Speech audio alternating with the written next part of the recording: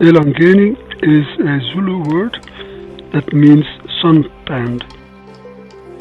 The Elangeni Hiking Trail promises 2 days of breathtaking Mpumalanga scenery, occasional heavy breathing, and just enough uphill to question your life choices.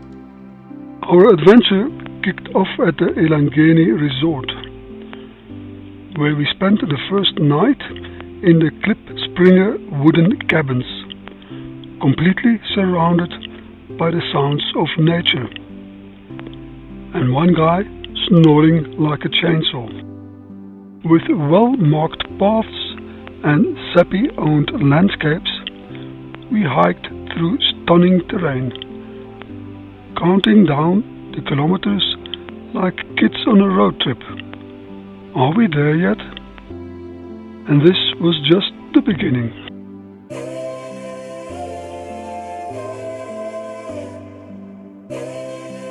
Day 1 of the Elangeni Hiking Trail is a 14-kilometer adventure that kicks off along the banks of the Elands River.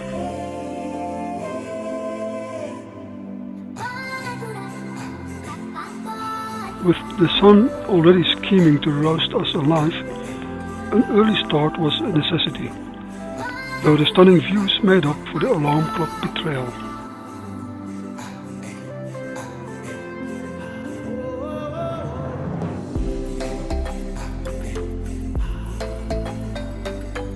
Barely a kilometer in, we hit our first obstacle. A pile of storm-toppled trees sprawled across the trail like nature's version of no entry. Climbing over was out of the question, so into the Elands River we went.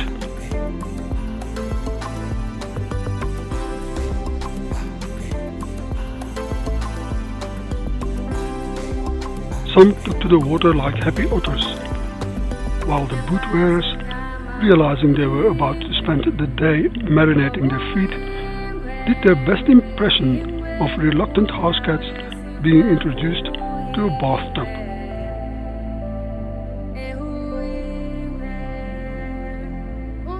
Soon after, the trail decided we needed to work harder for our scenery and began a steady 600-meter climb over the next few kilometers.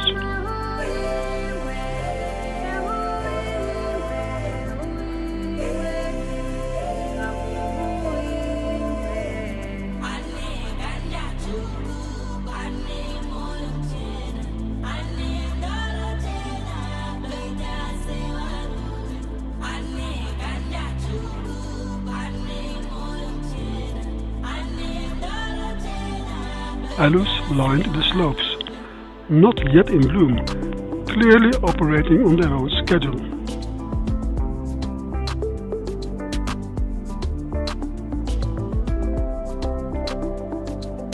Wildlife was everywhere, mostly too quick for our cameras, but a small herd of mountain reeboks did us the courtesy of a dramatic bouncy exit.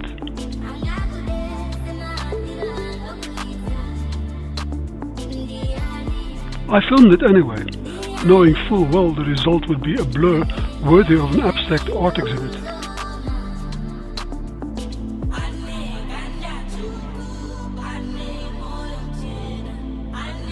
Up and up we went, pausing regularly, partly to catch our breath, partly to lose it again at the views.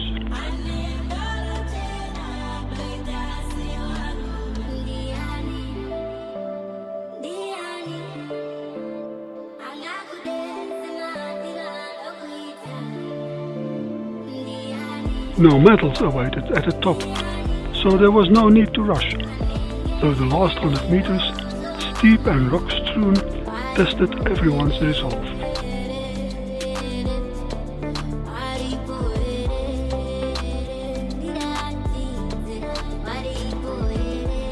Reaching the escarpment, we were rewarded with 6 glorious kilometers of gentle terrain and jaw-dropping vistas.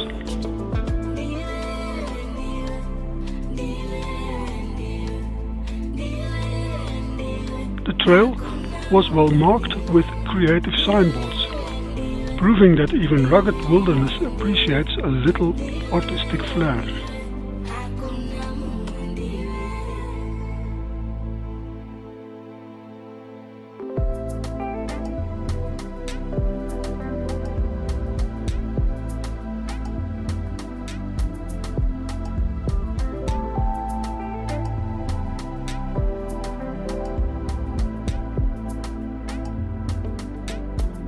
The late summer flora was in full glory, and towering turpentine grass, some over 2 meters high, did its best to make us feel like we were hiking through a prehistoric jungle.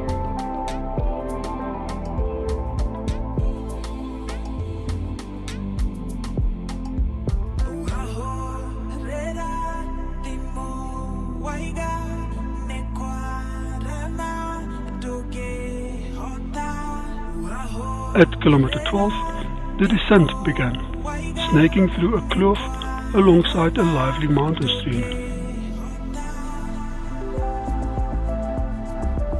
Along the way, we found geometer moth larvae, better known as inchworms.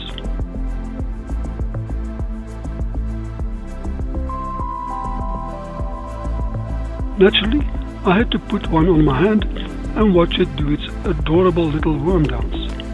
It was quite mesmerizing.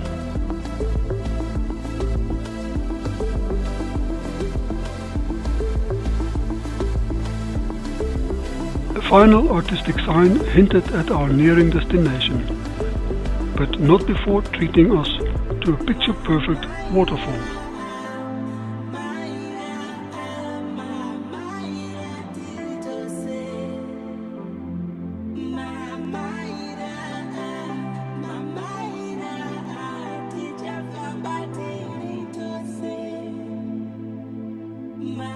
And then, at last, Sun BC Hut. A cozy mountain retreat, complete with warm showers and gas stoves. A hiker's version of luxury.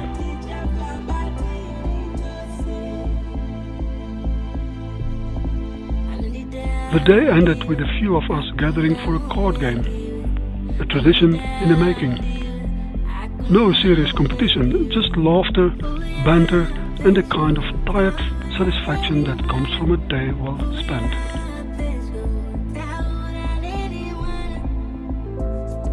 After a solid night's sleep, a refreshing shower, and a breakfast that was more efficient refueling than culinary masterpiece, we bid farewell to the Sun BC Hut and set off on the 11-kilometer trek back to the Elangeni base camp.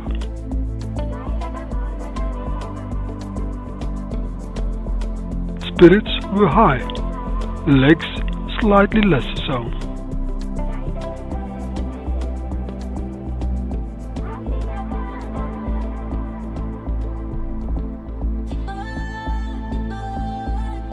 The trail led us through a serene beechwood forest before presenting its first grand spectacle, a 65-meter waterfall that demanded admiration. We obliged, standing there like awestruck tourists, cameras clicking away as if we might forget the sight in 5 minutes.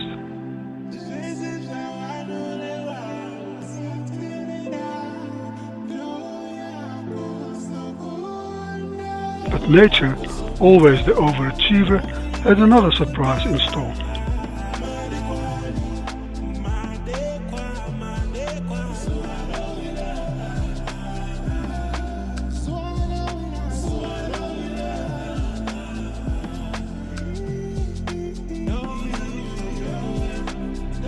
Just 500 meters ahead, we reached the second waterfall.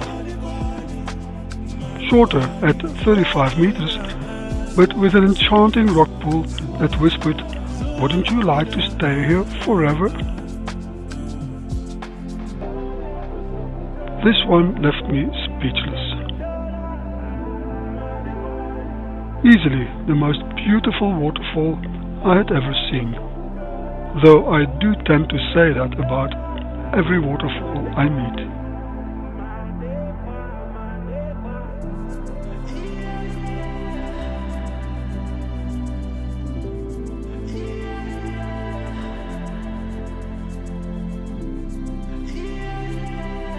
With time pressing, we pushed on, weaving through the lush indigenous forest. Ever so often, we paused to glance back, spotting the waterfalls glistening in the distance like hidden gems in the valley. Even from afar, they were spectacular. Then came the bugweed forest. Bugweed, a plant that takes invasive to a whole new level. Also known as lijsboom, this alien invader has no respect for hikers or biodiversity, swallowing trails whole and daring you to find your way through. With machetes not in hand, we followed our fearless leader who, with the help of a few sharp-eyed scouts, navigated us through the green labyrinth.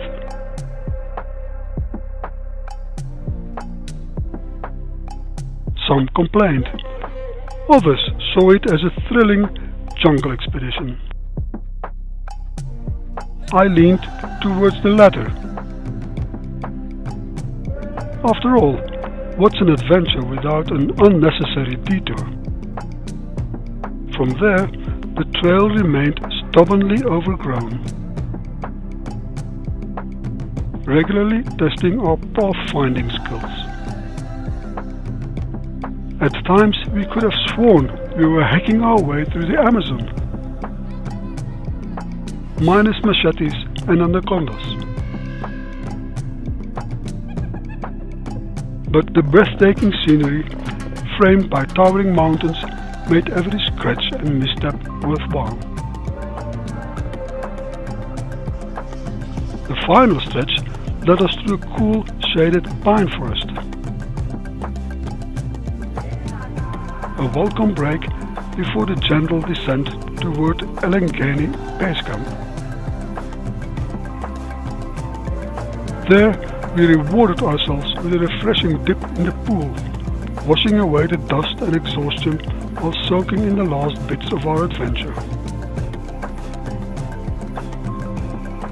Looking back, this wasn't just a hike, it was a full-blown expedition, complete with waterfalls, jungle navigation and just enough challenge to make the cold pool at the end feel like the greatest luxury on earth.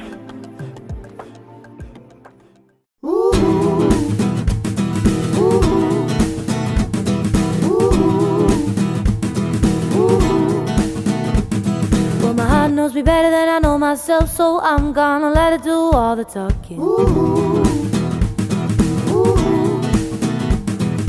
Came across a place in the